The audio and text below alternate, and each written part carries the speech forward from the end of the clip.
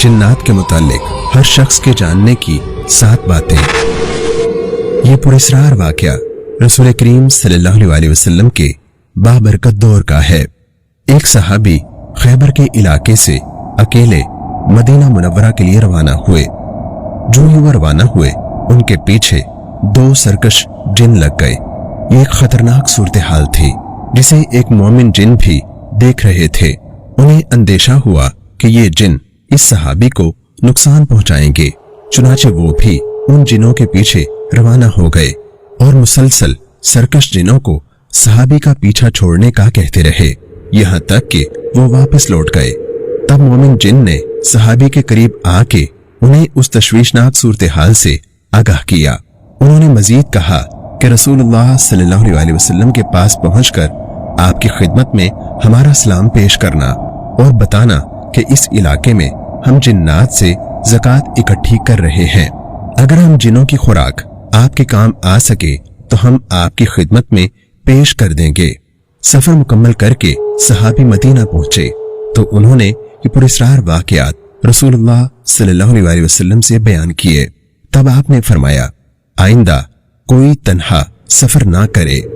इस हदीस मुबारका और दीगर इस्लामी तालीमात से हमें जिन्नात के मुतालिक मालूमात मिलती हैं। नंबर 1, जिन्नात की हकीकत।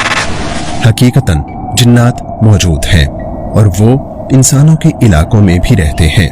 उनकी जिंदगी के अपने मामूलात हैं। नंबर 2, जिन्नात का दीन। जिन्नात में मोमिन भी होते हैं और काफिर भी, नेक जिन भी होते हैं और शरीर जिन भी। जिन्नात की शरीयत।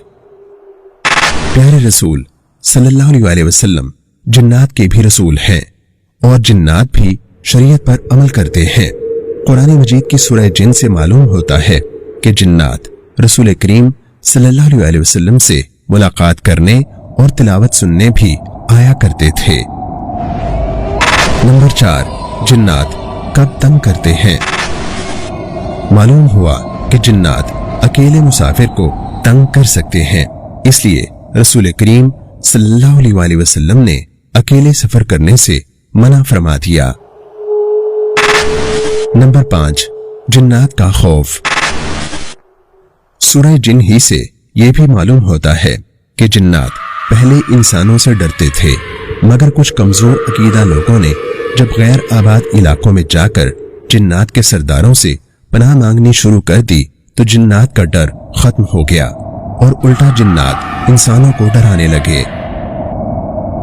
नंबर 6, जिन्नात की खुराक।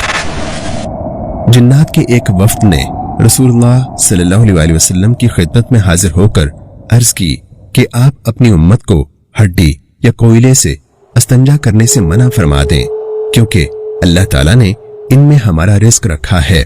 चुनाचे नबी करीम सल्लल्लाहु अलैहि वसल्लम ने इनसे रोक दिया। नंबर 7, जिन्नात से कैसे बचें।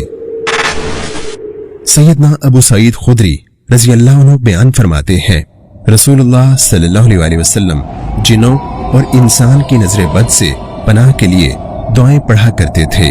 फिर जब सूरतुल फलक और सूरतुन नास नाजिल हुई तो आपने इन दोनों के अलावा को छोड़ दिया।